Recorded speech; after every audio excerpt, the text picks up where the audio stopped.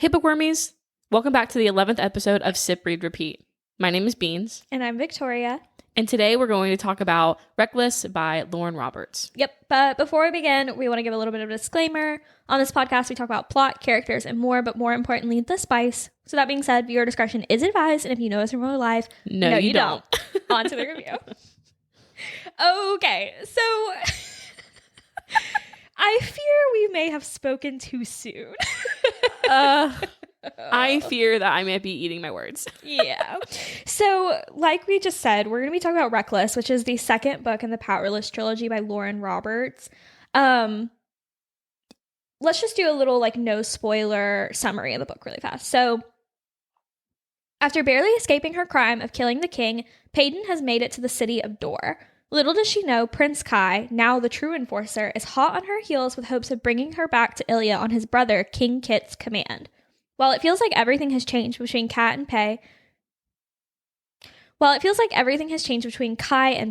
one fact still remains true.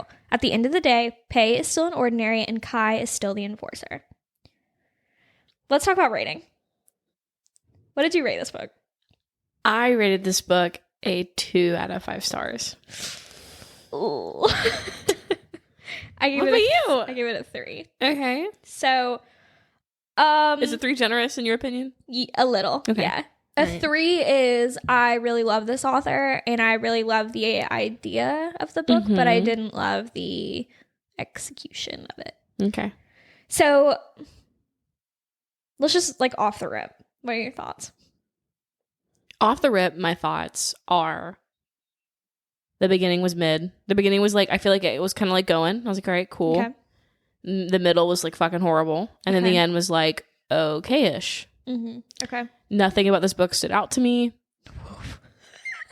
Damn, Gena. It just wasn't what I expect. I honestly had no expectations for this book, so I can't even say that. Okay, and I feel like Gena and I talked about a little bit of this last night when she finished, but I feel like I did go into this book with expectations. Mm-hmm.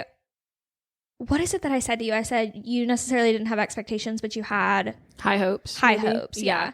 Yeah, I definitely thought it was going to be a good book. Yeah, so, I had high hopes, but I also had expectations. Mm-hmm. And so I think I put in my notes that I think that I hyped it up a little bit too much in my brain so that it was never going to be a 5-star read for me, which I have a really bad habit of doing with books that where I loved the first one, where the second one just can't compare to how much I loved the first.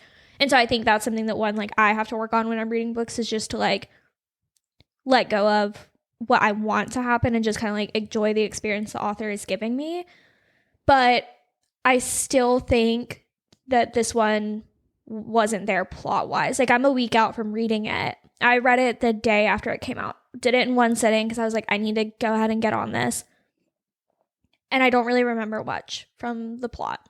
I remember more now that Gena and I have talked about it, but when I sat down to write my episode notes a couple nights ago, I had to look up a summary of the book, which is crazy for having just read it last week, at least to me. Yeah, that and is having crazy. it be a book that was literally my most anticipated read for this year. Mm-hmm.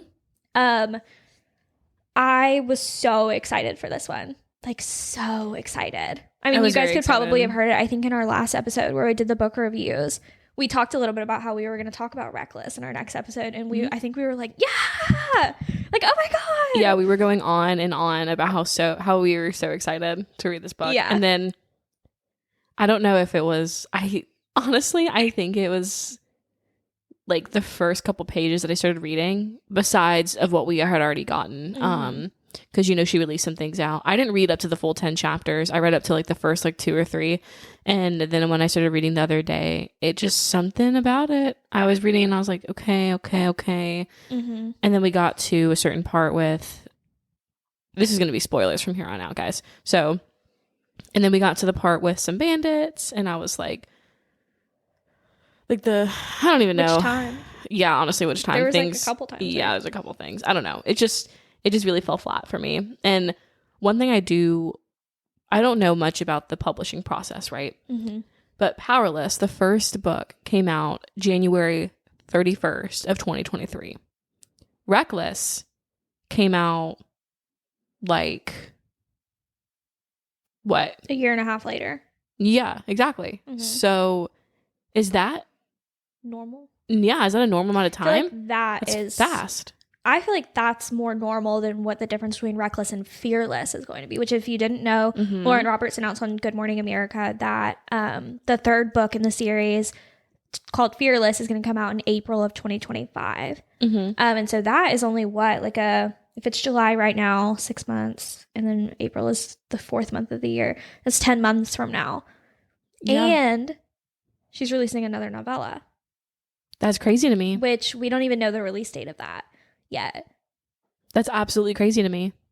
Yeah. This could have, someone left a review on Goodreads, I believe it was Goodreads, and they said that Reckless could have been a novella, and I 100% believe that to be true. Yeah, well, I mean, because Lauren Roberts talks about how she needed this book to be a build-up to book 3, which it did feel that way. Like, it definitely felt like, okay, these things have to happen for book 3 to occur, but I don't know that it needed to be it didn't need to be a whole fucking book. Like, it literally just should have been a fucking novella. And then the next book should have been book 2. Like, it should not have been a full book. 100%, because there's so much fucking filler. Yeah. I feel like this book is very romance and character heavy, whereas Powerless was very not fantasy heavy by any means. Don't get me wrong. Powerless is like a very easy, like mild fantasy, I feel like. It's very easy to digest. It's like good for beginners. It's kind of why I loved it so much. And I did read a TikTok comment that was like, if you are more into like romance books, you probably loved Reckless, whereas if you're more into fantasy, you probably enjoyed Powerless more. And I do feel like that's a really accurate take.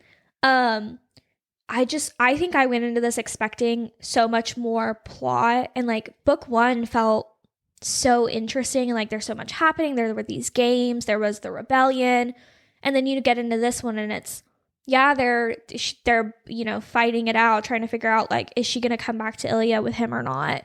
What's gonna happen? Do they still have feelings for each other even though they've both killed each other's fathers? Like, what I just struggled a lot with was that it felt like book 1 had so much that it helped balance out a lot of the like tension and like romance part, so it felt very balanced to me. Whereas this one, it did not. It felt very, very romance heavy. And don't get me wrong, I love romance, but I was wanting more of the other stuff. And I believe that to be true. It's hard for me to even say it was romance heavy, because it was literally just a shit ton of banter. And it felt like it almost didn't, we just kept getting the same thing over and over again, and it was stuff we had already gotten in book 1. Like I said before, I cannot stress this enough, it should have been a novella, because I just cannot justify this being a book by itself. And I literally keep looking at the first book, because it's like on the shelf above you, and I keep looking at it, and I'm like, wow, this was literally such a good book. And then I'm like, what the fuck happened? Yeah, I loved Powerless. I was literally obsessed. Yeah. I think a couple things before we get into more like in-depth like plot, character, things like that. I have, I think, 2 things that I want to talk about. So one is I was scrolling on TikTok literally like the day before it was coming out and saw a video of somebody talking about their theory for how that book was going to end. And like, yes, I chose to continue watching it, like whatever. But they did predict the ending. Like she was right in her prediction. It didn't say it in that video, but then a couple days later after the book had come out, she had reposted that video, I think, and like stitched it or something. And then at the very end, like kind of did this motion like, yeah, I was right. And I watched it thinking it was the original video, not realizing if there were like spoiler warnings or anything on it. I don't remember if there were. And this is like nothing against her creator or anything. I was just like not expecting it. So then to see her be like, oh yeah, I was right. I was like, fuck, I just spoiled myself accidentally. Yeah, that's crazy. And I kind of have like a, I don't know if this is an unpopular opinion or like hot take, but I kind of wish we as in like people who read fantasy books, people who read like are in like the book talk, that kind of thing, didn't theorize and make such big conspiracy theories about books. I agree, because not even like just that situation, but like y'all look at ACOTAR. Yeah. Like people are fucking crazy. Like people are going nuts, and like good for them. It's fun. Yeah, I'm sure it's fun, but like holy shit, people are going nuts about making these. And I feel like things. It just makes it really difficult to, especially when the writer, like for example, Sarah J. Maas has said before that she does not get on like TikTok or Instagram. She doesn't know a lot of these like fan theories. Like she's just writing what she wants to write. So I feel like then we as like a fandom or whatever, we like come up with all these theories and stuff, and then when she actually puts the book out, it's like, wait, I feel like it's going to always fall flat compared to what we can dream up. Because we have all this time, like we have the complete like creative liberty. I mean, so does she in a way, but like she's probably already thought out how these books are going to go. We, on the other hand, are like, the sky is our limit. Like anything could happen in these books. Like, and so I think when we constantly think about like, or create these really intense conspiracy theories and like, oh my God, this is going to happen, it just kind of, it makes the book fall flat when you actually do read it. It does. Because I felt like that with Crescent City 3. That's why I didn't finish it. Because I was so hyped up for the crossover. Spoiler warning. The crossover between ACOTAR and it, that when I finally got to it, I was like, oh, this isn't what I thought it was going to be. Yeah. It was still really good, but it wasn't what I thought it was, so I couldn't enjoy it. And maybe that's me. I don't know. Maybe other people feel that way. Who knows? Maybe that'll be our question in the Spotify thing, is how do you feel about... Yeah, that's a good If you're one. listening on Spotify, you can look in the show notes, and there's going to be a question there, and we'll leave the question. But how do you feel about book conspiracy theories, especially in the fantasy community? Do you love them? Do you feel a little weird about them? What do you think? I've noticed more and more that the more theories and stuff that I see about the book, usually I end up enjoying it less. And I think that's because the whole reason I swapped from reading contemporary romance to fantasy was because contemporary romance is so predictable. It follows the same story act structure. Like they meet, there's some sort of conflict, or they meet, they're happy, conflict, they live happily ever after. Every story that way follows the same way. Fantasy, on the other hand, it was like unpredictable. Like I didn't know where it was going to take me. It's a new world, all that kind of stuff. So then I would get really into it because I couldn't predict it. And so I don't know. Let us know what you think about that. I just don't know how I feel about fan theories. I do think it's fun, but... Yeah, I think it's fun every now and then to kind of like say certain things. I think it gets a little too extreme when you're like going crazy about it. But like, I mean... do what you want, you know, like whatever. That's just not my cup of tea. I personally don't want to know anything about anything. I will say this, me and my fiance are very big movie people because he's a very big movie person. So he will start like telling me things and showing me things. And I literally have to tell him like, wait, like I don't really want to know. Yeah. Like I want to be surprised. Exactly. I just want to be surprised. Now there are certain things, of course, that I'm like okay with, but yeah, I kind of just like to be surprised with things. I mean, stuff like this, stuff that I do, watch movies or read or anything like that, I like to just enjoy it, and it's simple. I don't like to try to wrap my brain around it. That's kind of like the whole thing of our podcast is like more of like a chill environment. You don't have to be... Exactly. It's something that I enjoy. Yeah. I'm not trying to study it. I'm not like trying to be a scholar with these books. I'm just trying to enjoy it. And if that's what you enjoy, that's what you enjoy. But it's just not that's not what we like to do. Yeah, it's not my thing. Yeah, I feel like when I try to like dive deep into a book and like try to predict things as I'm reading, it really takes me out of the experience. Exactly. Like I want to be completely immersed in it. Exactly. I don't want to be like questioning, oh, I bet this is going to happen. But I will say that I did that with this book when I was reading. But that's going to be toward the end of the book, so I'll get into that later. The other thing I wanted to say was that this is kind of on me for not checking the genres before I read them. Powerless is YA, which is fine. I like YA. But Pay is 17. I didn't realize that. And I know in our previous episodes, we've talked about like, oh my God, like I really wish Lauren Roberts would write like some spice scenes into this. I take my statement back. Yeah, it feels really weird now. Yeah, I did not realize. Maybe that's on me. Maybe I missed it somewhere. I don't know. I mean, like they probably did. And they probably said it somewhere. But I mean, if you guys have listened to our podcast so far, you know that I skim over character descriptions. Never know what a character looks like. Make them up in my brain. So I thought they were like young 20s. Like I thought they were at least adults, but no, Pei is still a child. She's 17. Yeah, she's 17, which is literally crazy. And I think that if I was 17 and reading this, it wouldn't be that big of a deal. Like if I was a young adult reading a young adult book, it'd be fine. But as an adult reading it, like I just feel weird now, having been like, oh yeah, write a spice. Like I want them to fuck. Like now it's like, oh, she's a child. I'm like, oh, just kidding. I take it back. Just kidding. Yeah, I revert my statements. It just felt like a bucket of cold water getting like splashed in my face. Like I was like, oh shit. She's not like, they're not in their 20s. Like they're kids. I think that this book could have been done with older characters and still would have worked. No, 100%. I don't think there was any need for them to be as young, but I mean, it kind of makes sense though, because when Lauren Roberts wrote this book, she was younger. She was like 18, I think. So I understand why they're young, but I do not like it. No. Yeah, I think we've said before that we don't love reading YA fantasy and romance. So we just have to stop reading it. Yeah, we do need to do better about checking our genres before we read books. It's also yes, and the book was just really good. Like the first one was so good. Yeah, the first one was really good. Like anyways, is there anything you want to say before we go deeper into plot, things like that, characters?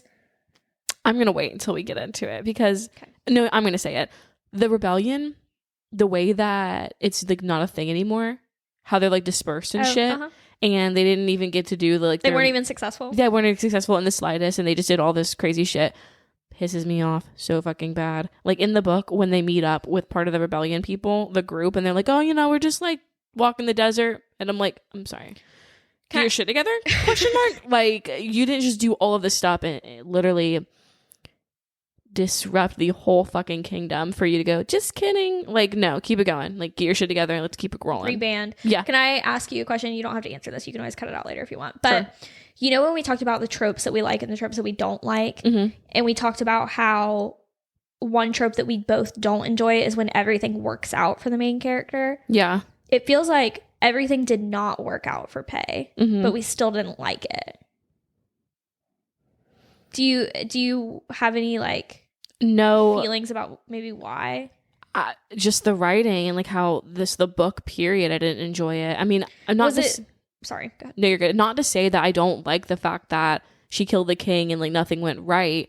That's fine. The fact that she went to the desert, that's fine. It's the little bit of plot that we got in this book I don't have a problem with. The fact that book one was so plot heavy and then it just disappeared for this one. Yes, and that's like, and the rebellion failed. That's fine, but the way they were just like acting and weren't making any kind of moves or any like brainstorming or whatever, I guess because it just happened. I don't know, and maybe it's just because I didn't like seeing the rebellion for fucking 10 pages and then they were gone and like never spoke of again. Like when they randomly met up with them. Yeah. And then got captured and then it was just done. Yeah, maybe I didn't like that either. I don't know, but I don't think I dislike the fact that nothing worked out for her. I don't think that was the problem. I was just wondering because I was like, sometimes I feel weird when I read a book. Like I said in our tropes episode that I hate a miscommunication trope, right? But then I read the Magnolia Park series and that series is completely full of miscommunication tropes and I still loved the series. So sometimes I feel like, I'm like, oh, well, do I really hate it that much, Like, so sometimes I just wonder, like, is it the tropes that we don't like or is it like, I think it matters more how the tropes are done. Yeah, it's probably just the trope in the book. Yeah. Like the one bed trope. Oh, yeah. The one bed trope. Tori texted me. Before I was like right on the cusp of the first sort of one bed scene and texted Gena. Got so excited because I know she loves a one bed. She was like, there's a one bed trope. And I went, oh, cool. And as I was reading, I probably got to the part that Tori did when she texted me and I go, oh, it was a one bed trope. And then they didn't sleep in the same bed. Didn't sleep in the bed, and it just didn't like pan out to what I thought it would be. And I feel like we got like same bed vibes like the whole fucking book. Well, I mean, they were chained together. Okay. For half the book, they were chained together. That's very true. But I don't know. Yeah. And then the second time it came around, it was like, oh, okay, actually one bed trope. And they did sleep in the same bed, I'm pretty sure. Yeah, I think so, yeah. Because they were chained together. But then it was like, I still felt weird because I was like, okay, we finally got the one bed trope, but like I don't want them to fuck. Yeah. I mean, they can fuck, but like I don't want to read it. Yeah. No, I know what you mean. I mean, would I have read it? Probably. But yeah. Okay, let's just go. Oh, one other thing. Sure. No mention of Mac from Powerful. Yeah, so I was completely wrong with my theory. I thought that he was going to be involved in this book because he was such a heavy character in the last book. And he was the main character. Yeah, we like saw so much of him and learned so much about him.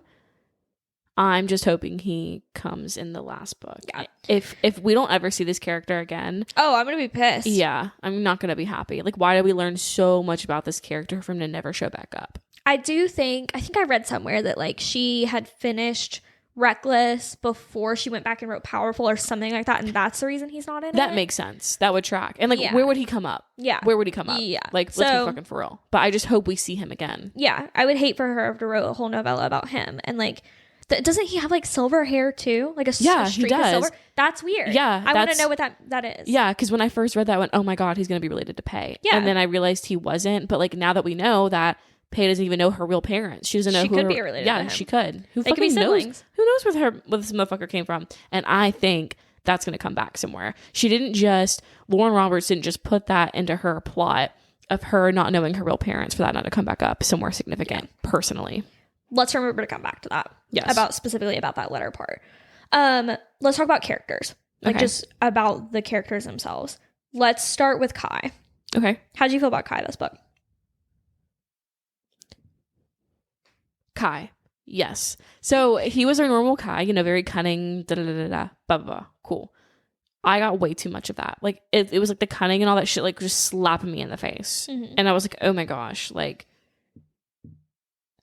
it was just so much of that. It was too much, in my opinion. I think he was pretty much the same, like, as he was in the last book. He was a consistent character. Yeah, he was a consistent character. It was just way too much of that fucking cunning shit. Like, holy shit. Well, I think, too, Powerless did so well and got so popular, I think, because of the, like, clippable quotes from Kai. Like, he is truly written by a woman. Lauren Roberts does write a yearning, completely enamored man. She does do that well. But I also saw somebody say, like, it felt like she almost focused too much on trying to deliver those, like, clippable quotes and things that would go, like, viral or things that people would, like, swoon over instead of focusing more on the plot. And that's why we probably felt like we were getting hit over the head with it repeatedly. Yeah, it was like every line and everything he was thinking was, like, something like that. Every time like, Kai opened his mouth was, like, a declaration of love. Yeah, and I was like, fuck. Something flirty, bantery, something like that. Yeah. I feel like even when he was talking about his sister, it was kind of like he then related it back to Pei. Like, I wanted her to be strong. I wanted you to know about her. Yeah, whatever. Exactly. So, I put they could never make me hate you, Kai. But at the same time, I feel the same way that you do about how I just felt like I was constantly getting like hit in the head with those quotable things. It was really sad to watch him realize that he had killed Pei's father. That was very sad. There were a couple of moments in this book that actually made me feel. And when I say a couple, I mean like two. And that was one of them. Jesus. Like, when he realized, I actually felt like I was reading a book and I cared. Did right. I feel like she wrote that scene pretty well. She did. Like, Pei being so fucking angry at him. And then Kai kind of being like, what are you talking about? Yeah. Like, what do you mean your father? And then him, like, literally, I feel like you could read him realizing. You did. I did like that. That was good, yeah. I also kind of appreciated the internal battle of whether or not he hated Pei for killing his dad. Yeah. I don't think he necessarily... I did see a lot of people say that Kai felt no guilt for killing her father. I don't know how I feel about that. That's true. I don't really remember most. I feel like I can't like comment on that. But what I do remember is while I was reading, I would notice like Kai is really struggling with whether he is not necessarily grateful that she killed his dad, but like he doesn't hate her for it. There's a quote that says, "Aren't you entitled for a criminal? And aren't you righteous for being no better?" We stare at each other, still connected by his rough hand encircling my own. Our unspoken sins seem to stretch between us, swallowing the insignificant words burning in my throat. We are one and the same, this enforcer and me, both numb, both burdened, both covered in blood of each other's fathers. And elite and ordinary have never seemed so similar. That is a very good line. That didn't come from Kai. That came from Pei. But I think it shows, too, that like they are both struggling with like, how I'm not any better than you are. Like, I did the same thing that I am pissed about you doing.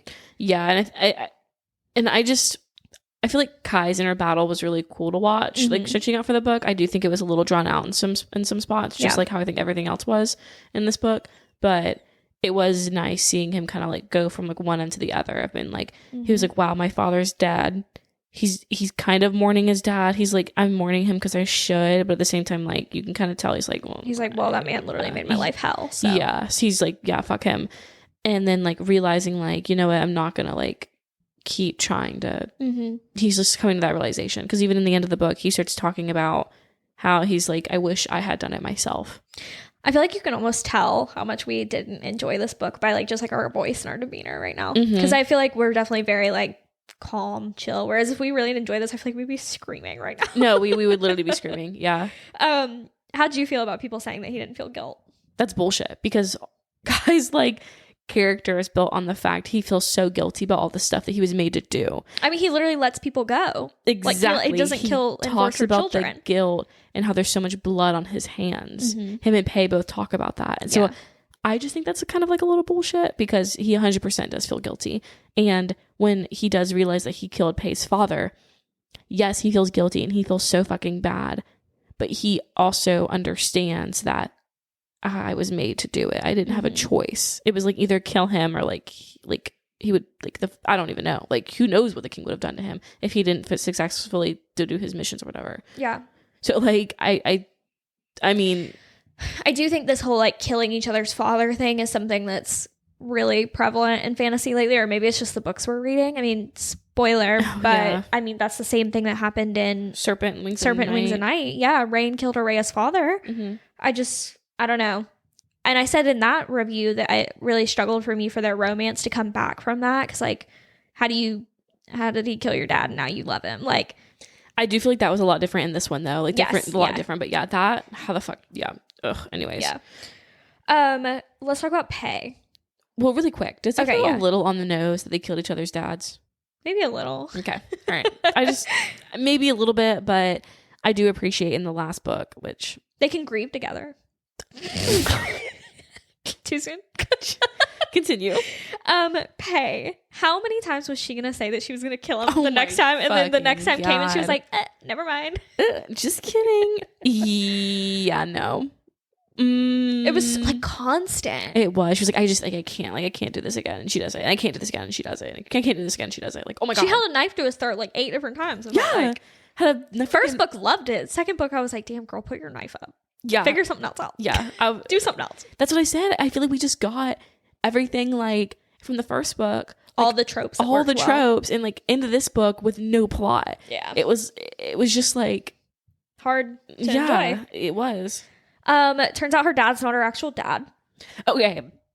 I got a lot to say about that. So in like the middle of the book, when they meet up with the rebellion and they realize that there are mixes, Kai goes, your dad was a healer, right? And your mom was an ordinary. And then Peyton's like, yeah. And he's like, well, why the fuck aren't you in a mix? And she's like, that was too on the nose. Because as soon as that realization happened, it was too much. It was too obvious that obviously that's not her dad. Like, as soon as I read, I mean, maybe it's just me, but as soon as I read that, I went, oh, okay, so we're going to find out later that that's not her real dad. Yeah. Duh, because what else am I going to think when I read that?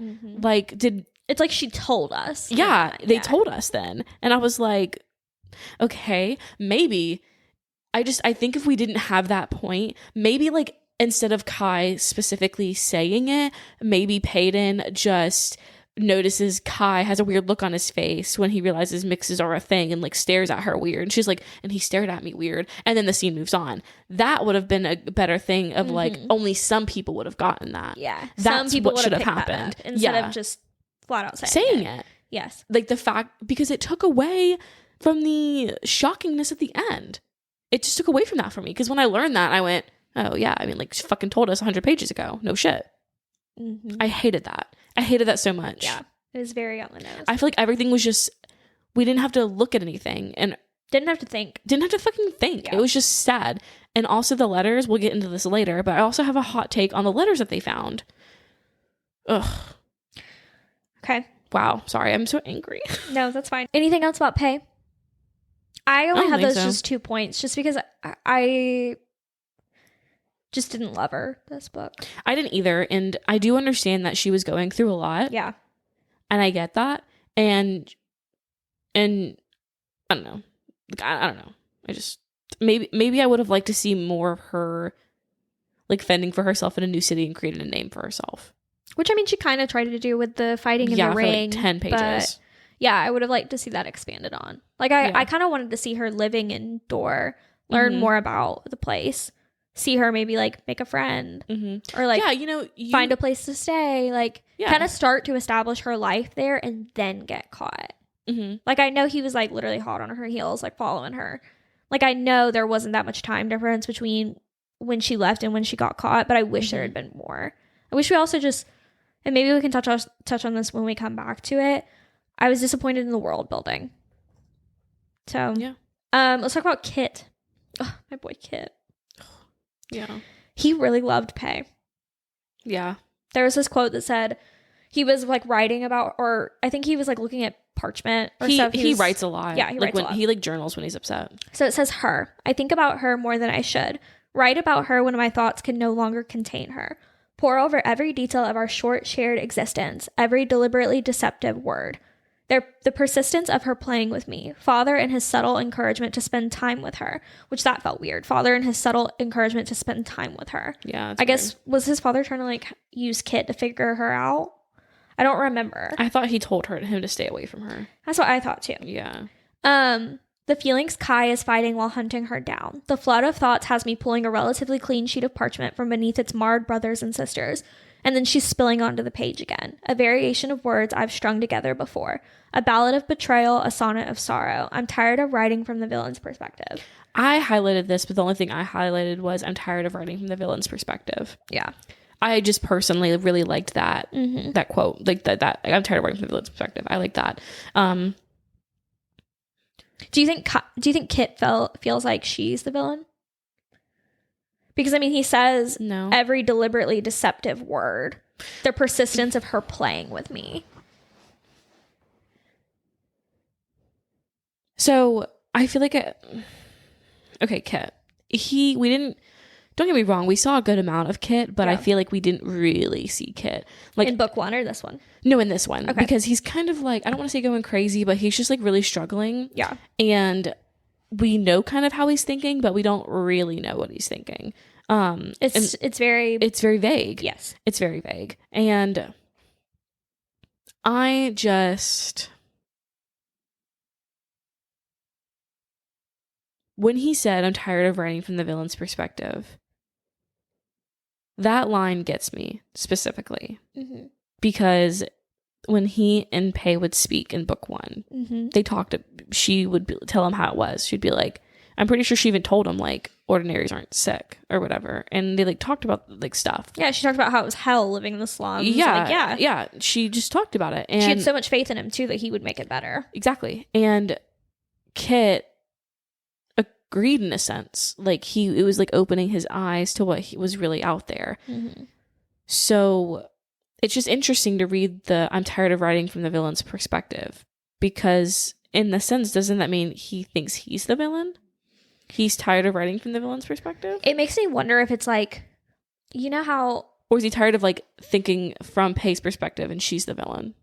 I mean, that could be it. I think he is tired of people thinking he's the villain, maybe. Or like maybe he feels like the villain and feels like she's getting off scot-free. I mean, she's not getting off scot-free, but you know what I mean? I don't know. Yeah. I thought it was also... it was hard for me to watch him really struggle with his new role as king and the death of his father, like in the same, like on one hand his dad died and on the other hand he's now the king, but it's like one and the same. And there it's hard to separate the two. Yeah, it's hard to separate. And there were 3 quotes, like 3 little quotes I pulled that said, Kit is different, we are different, I no longer know where my brother ends and my king begins, which was like, oof. Dang. Yeah. Grief has morphed him into a man I'm wary of. And then that one hit, because that's what we were scared of. We were scared that all this was going to make him into like a mad king. Yeah. And then Kit is easy to love until he begins resembling the father who had little love for me, which is like shit. Yeah. I also noticed throughout the first couple chapters when it's Kit and Kai together, Kai goes back and forth with referring to Kit as Kit or as the king. But when he's referring to Kit, it's like in the brotherly sense. But when he's referring to the king, it's like almost in like I can't believe you're doing this. I can't believe you're acting this way. And so that was weird because he would literally swap back and forth. And Lauren did good on that. That was a good observation. Yeah. But I just thought it was a really stark difference between book 1 and book 2 Kit, which like, I mean, he is also going through a lot for this one. I am interested to see how he is in book 3. Yeah, I am very curious to see that as well. I mean, don't get me wrong. Did I like this book? No, but am I going to read book 3? Oh, for sure. Yeah. We already ordered the special edition Waterstones copies. Oh, yeah, no, literally. All 3 of them. Exactly. We have given her our money. Yeah. We will be reading them. But I really struggled with this one. And then the last thing was Kit and Kai both having feelings for Pei and not being willing to acknowledge that they still do to each other. That's crazy to me. Yeah. Because they're literally brothers, the king and the enforcer, and they're still not talking about something that's driving a wedge between them. Mm-hmm. And it says, whatever I felt for her died the day she killed him, Kit says simply. Lies. I've been telling myself the very same thing, convincingly calling it the truth. I know the feeling I nod. Lies again. Yeah. And then this was a quote that was just like really heavily highlighted, I think, and I've seen a lot on TikTok already is, I will bring her back to you, Kit. My voice is quiet, earnest. Before I was your enforcer, I was your brother. My loyalty is to you and no one else. And I think that was right after Kit questioned his loyalty. That's when he was like, are you actually going to complete your mission? Because you didn't complete missions for our father, the past king. Yeah, I was like, the audacity. My God. Because I'm pretty sure he was even talking like he was the king. He wasn't even saying our father. I'm pretty sure he was like, for the past king, you didn't. Yeah. So why would you do it for me? Yeah. Like, are you sure you're going to follow out on your missions? And then wasn't Kai like, do you want me to murder children? Like, say the word and I'll do it. Yeah. He was like, whatever you want, my king. Yeah. It'll be done. Yeah. I was like, fuck. Mm-hmm. I think it's really going to drive a wedge with them, especially with the ending, which we'll come back to. But I just hope it doesn't. But I don't know. I don't know what I want to see from them. I don't even know. Okay. So we kind of talked about romance a little bit already, but I mean, I think it's safe to say as a whole, we just like weren't loving it. I did think the like hate kissing at the beginning, like them hating each other and then just kind of like accidentally giving in and kissing each other was kind of spicy. Yeah. But then pretty much everything after that, I was kind of like, I feel like I just really struggled with the rest of the scenes. Like they had that whole scene in the sewer, right? Where they thought they were going to die. Yes. Yeah. And then I was like, oh my God, they love each other. They just like confess everything that they would like on their deathbeds. Like this has changed them. And then like at the end of the day, he's still the enforcer. They got out and he clamped that chain on her ankle so fucking fast. Yeah. And I was like, damn, I felt like I got whiplash. I was like, wait a minute. Yep. Huh? He was still thinking about his duty. Yeah, his duty to his king. Yeah. I will say for it being YA, it was a lot more make-out scenes than I was expecting. Yeah. They did kiss a lot. They kissed a lot. For having not even kissed in the first book. Oh, yeah. Did they not kiss at all in the first book? I don't think they did. Or maybe it was just like one kiss. I think maybe it was like one kiss. To go from that to like make-outs every chapter. Not every chapter, but like every new setting. I was about to say every new setting, yeah. It was like, honestly, the book felt like there was like a bunch of random little settings and like each setting they just had their own like, we love each other. Bam. Next setting, like next thing. And you said this the other day, and I just really want to bring it up. You said how, like, you were like, didn't they get caught, like kidnapped and like whatever, like, and they were in the sewers, and you were like, what the fuck was that? And I was like, you know what? That was so random. Like, I don't remember why they were down there. It was just I think it was like they were trapped in their cell or whatever, and it was underground. Yeah, because someone like captured them and wanted to sell them back for the reward. Yeah. And I get that, but it also was kind of random. It was like they just had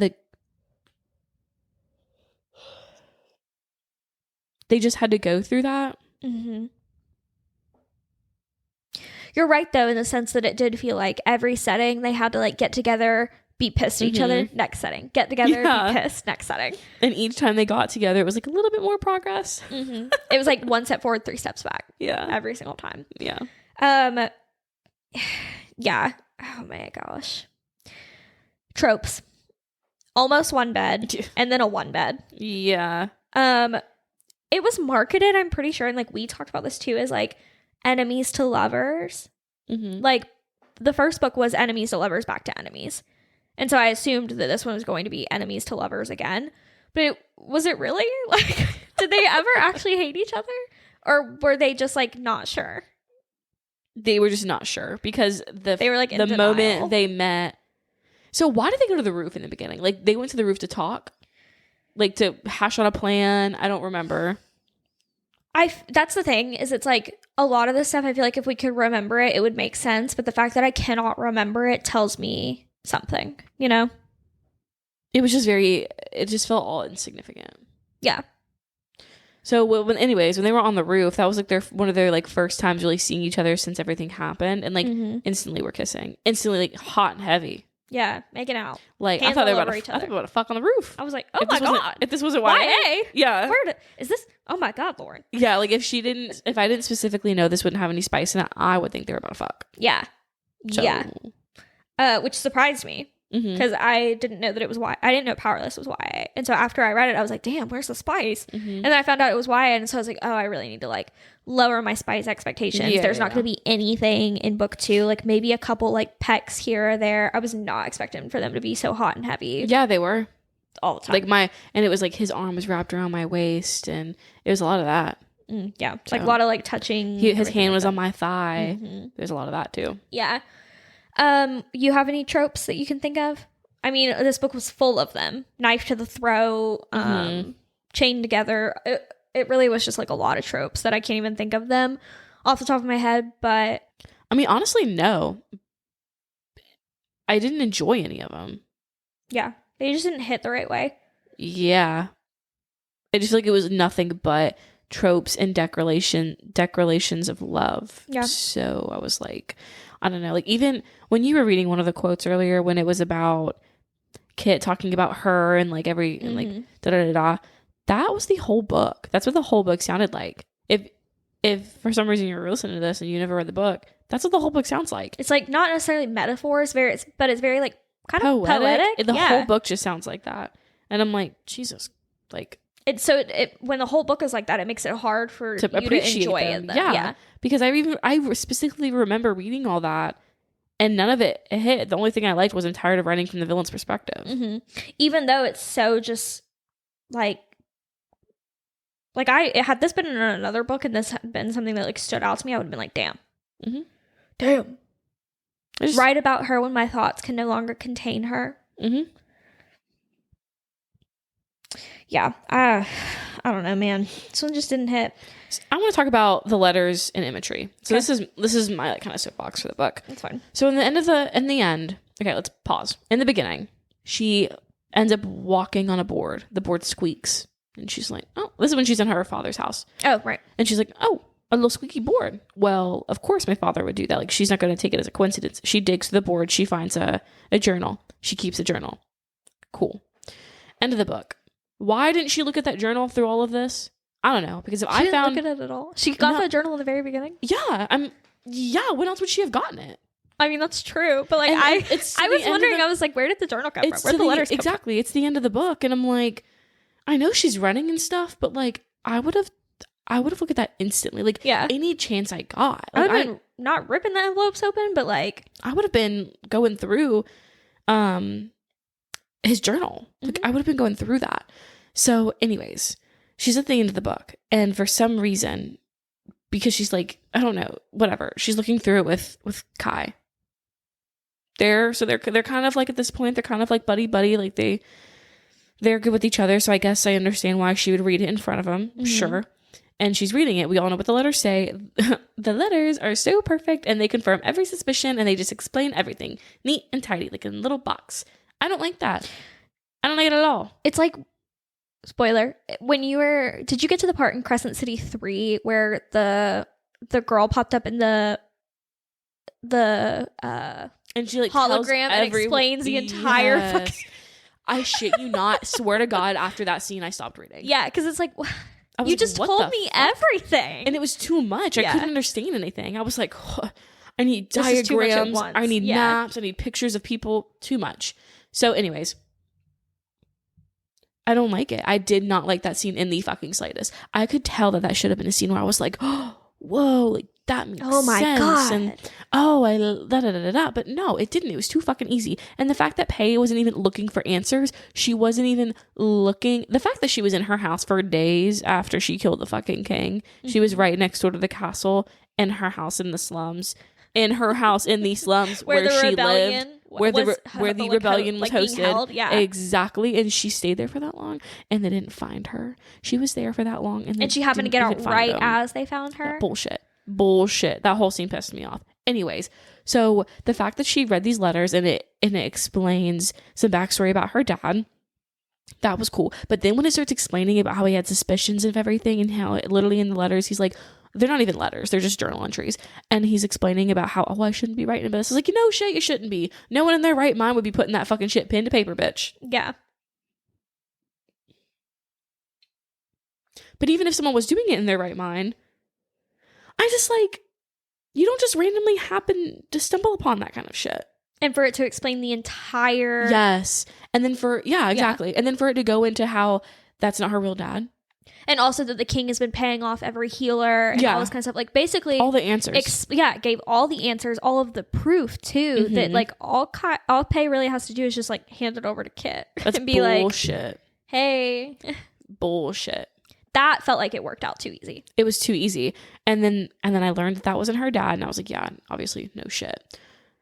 And it just wasn't it. Okay. Another thing I want to talk about. Did you want to say anything about journals before we move on? No, journals is fine. Okay. Imagery. I felt like, maybe because I wasn't really into the book, but I could not imagine shit. When I read, I literally like to shut my eyes and I want to be able to look at the scene. That's kind of how I am. Like, you want the author to describe the scene well enough to you that you can picture it. So I know the fuck's going on. Like, I couldn't imagine anything. We were in a brand new city, and we were talking about this yesterday, me and Tori, but imagining the city, we were just imagining the Ilya, what's it called? Ilya, but like dusty. Like an orange Ilya. And we had no imagery from what this book was. So I feel like I struggled a lot during scenes when I was like trying to picture what was actually going on, what it looked like. So many of the scenes look the same, like the same exact thing in my head, because they were in the desert on horses for the whole book. Chained together. How were they doing half these scenes chained together? Like, how long was the chain? My God. Yeah, I just don't understand how any, like, when they were like jumping through windows and he was like, and the chain pulled on my leg, I was like, were you upside down? Like, and she was. What do you mean? Yeah. And then there was a quote I highlighted on Bookreads. It said, "The fight is a blur, and I can barely see from behind Kai's back." Yeah, it's a blur in my mind too, because I can't imagine shit. He's like, "Yeah, girl." He's like, "Welcome." How I feel. Yeah, I couldn't imagine anything. I didn't know what the fuck was going on, and I hated it. Yeah. Along similar lines, I think I said a little bit earlier, I was really disappointed in the world building. Mm-hmm. We were in this whole new city, and I could only picture it as a dusty Ilya. I just wanted more out of it. And like I said too, like, I kind of wish she had gotten to spend more time there and like try to like not necessarily like plant roots there, because like I don't think she was ever planning to, but I just expected more. And we were looking through reviews of Reckless last night, and somebody on TikTok said their name is Haley Isabella Dar. So if for some reason you're listening to this, hey girl. She said, "I also feel like we could have used the characters from the first book. Kit is king now. Shouldn't Blair be trying to make her grab for queen? Andy and Jack should have also played a bigger role as well. Also, who won the trials? Annoyed that we never found out." Which did we? I thought we didn't find out, but then Gena was like, "It was the girl." It was the because girl. Do you guys remember in the last trial? I was like, "Oh, whoever makes it to the center and kills the person first wins." Well, it was Blair. She killed what's her name? Adina. She killed Adina. Yeah. So in my mind, I'm like, oh, it was her. But we never like got to see like what happened after that. Yeah. Which I guess kind of makes sense because we're not like in that world right now. Yeah, and maybe we'll find out more when we get to 3. But it just maybe if we like cut out some of the random shit with Kai and Pei and we got more of like what's happening in the world, that would have been a lot better. Yeah, like maybe or additional point of views. Or hear me out, this book was a novella. Yeah. Because that would make so much more sense. Yeah. Like a little filler, like a Frost and Court of Frost and Starlight. Yeah, like a little powerful. That's all we needed for this. Ugh. Anyways, I struggled a lot, and I think we've already said that too. Also, somebody said there was basically zero mention of Adina after the first like Pei putting on her vest and like dipping. After that, there was really like not very much mention of her for somebody who lost their best friend. She did bring her, she like comes up without mentioning her name every time Pei starts freaking out looking at the sight of blood. Yeah. I mean, every time she freaks out, you think a little bit of Adina because that's why. And they talk about it a little bit in the end because Kai's like, oh, you haven't been able to like handle the sight of blood since. And Pei like finished up and she's like, since Adina. Yeah. So we get a little bit of that, but like, yeah, no, especially from just getting a whole novella about her, we won't really get shit. Yeah. Not much. Yeah. Is there anything else you want to talk about for this one? No, and I've said this a million times, but I feel like if the book was just a fucking novella, all of my you problems been way happier with and it. all of my ridicule would be solved. Yeah.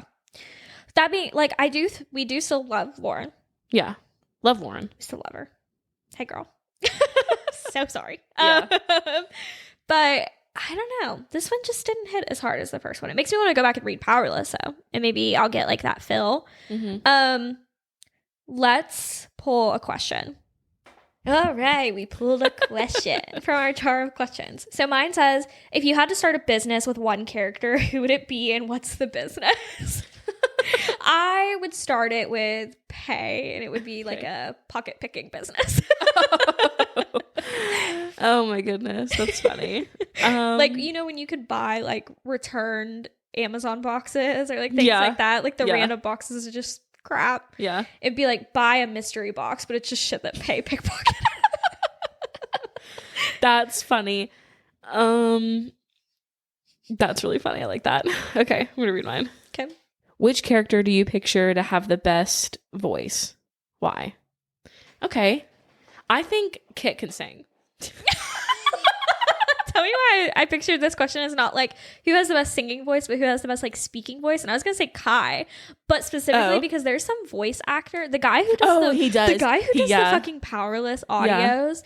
He does Kai so well. He does do Kai really well. And his voice is hot. Yeah, it is. But I don't know. I just think Kit can sing. Like, think Kit would be like, yeah, because I just get that vibe from him. He does kind of give me chorus boy energy. Oh, yeah. All right, cool. All right, sweet. Well, you know what, guys? Wait. We gotta talk about what we're excited for. Oh my god. Okay, so what's funny, guys?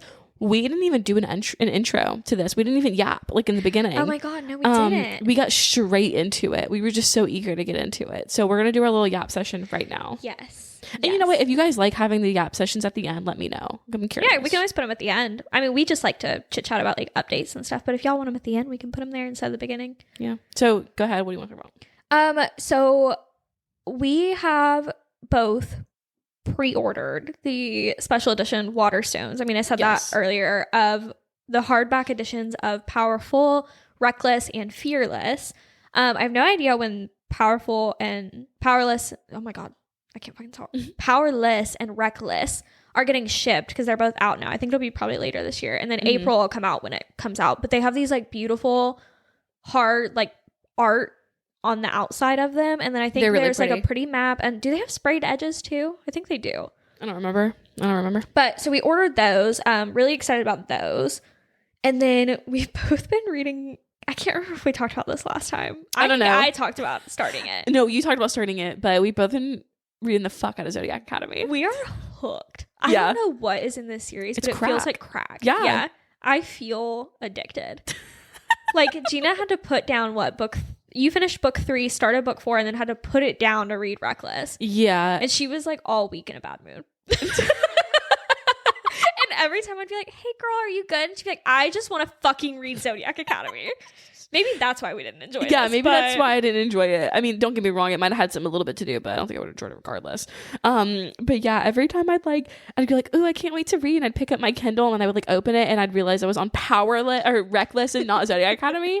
I wanted to like throw up. I was like, be fucking for real. God. Yeah, I kept having to tell her like, you're only 100 pages away. As soon as you finish, you can go back into Zodiac Academy. Yeah, and the way I would go, okay, I'm gonna start Zodiac Academy, and then I'm gonna read Reckless.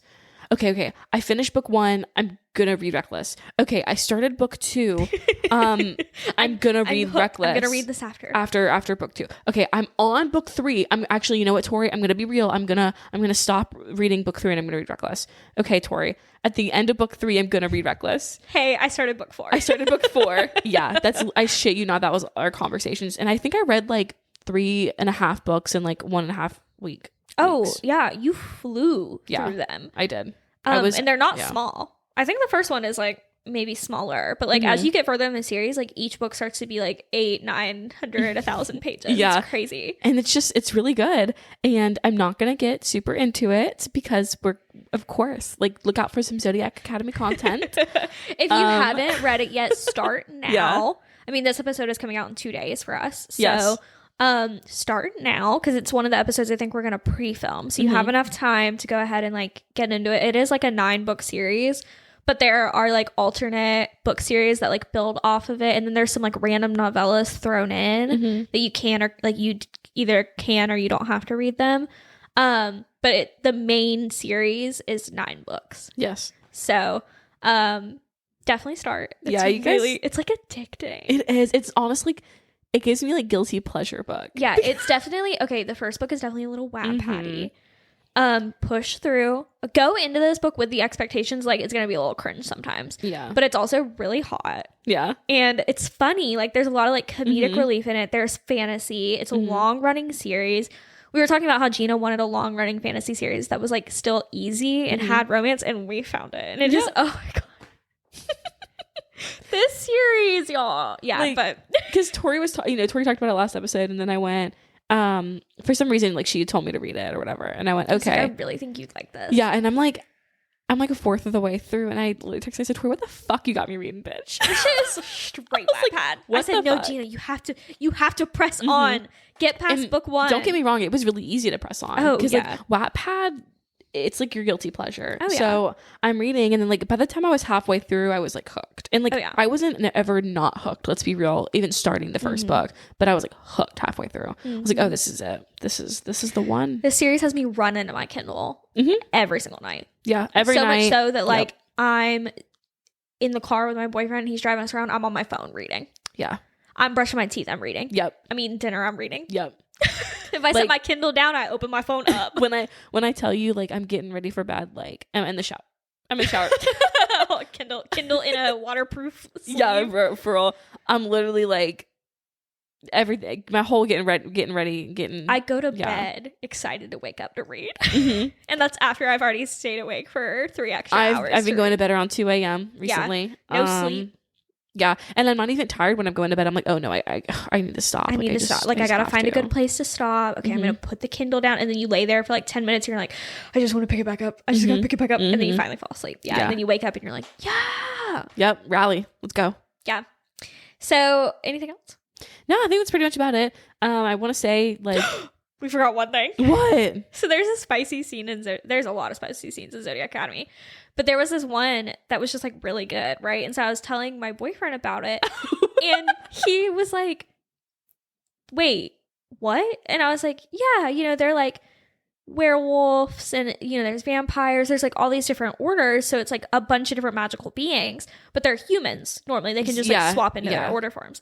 And he was like, that's disgusting. And I was like, I thought he was like about to start shaming me for reading like spicy books, and I was about to like go off on him, and then he caught me off guard because he was like, isn't that kind of like furry adjacent? And I was like, man, when you texted me that shit was so funny. I literally like stopped what I was doing and like told Garrett. I was like, Garrett, guess what Tori's boyfriend just told her? Because he was like, they're having sex and stuff. He was like, and I was like, they're not doing it in their animal form. And he was like, it doesn't matter. But aren't there books like the werewolf books? Are they in their form when they're no? Oh no. Oh okay. No. You think I'm reading werewolf sex? I'm not judging, bro. I'm not judging. Like I said, I'd let Amaranth to tie me up. I'm not judging, girl. Oh my god. I still think we're gonna get canceled. Yeah, that shit's gonna come back to bite us in the ass. Yeah, that caught me so off guard because he was like, they're animals. I said, they're not fucking an animal form. Oh my god. Yeah. And he was like, still, that's furry adjacent. And then he laughed so hard he started like choking. It's okay. Me and Garrett were laughing our asses off after he said that. That shit had me like, yeah. Don't ever say that shit to me again. I said, you know what? You just lost your speaking privileges. God blessed you with the mouth and you abused it. Oh, yeah, for sure. Oh my gosh. Anyways, guys, look, thank you so much. We appreciate you guys listening. Please send to your friends, like, comment. I love interacting with you guys. When you guys comment on our TikTok, it makes my heart so fucking happy. So yeah, just keep interacting. It's fun. Oh yeah, and don't forget to answer the question that's in our Spotify. Yeah. If you're listening. Scroll and answer. Oh my god. I think it's going to say something along the lines about conspiracy theories as a fan. But yeah, other than that, we will see you in 2 weeks for our next episode. Until then, start reading Zodiac Academy. Yeah, start Zodiac Academy, please, and let me know how you like it. All right, bye. Bye.